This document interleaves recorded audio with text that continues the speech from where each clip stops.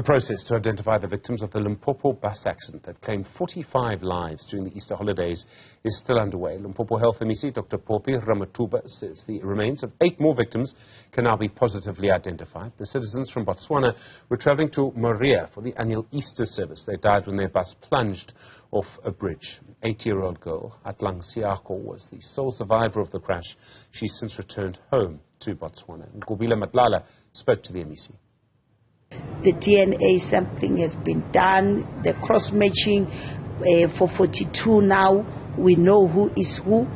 Now the next step will be our Home Affairs is here for death registration, which is a process that will also require Botswana officials. So that's where we are now. We are expecting the Botswana officials to assist us in terms of the death registration, because what normally happens when you register death, the family must be there. But South African government, Home Affairs, we waive that part of family because we don't want to bring the entire family, but representative can come here and with an oath so that we can issue death certificates.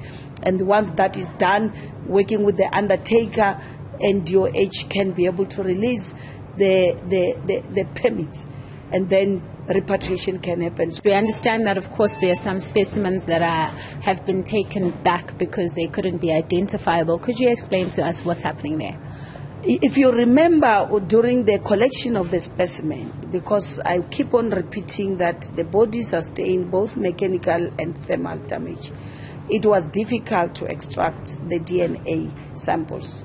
And also we said any human body part which is loose, which is not attached to any, we made sure that we also collect samples for that.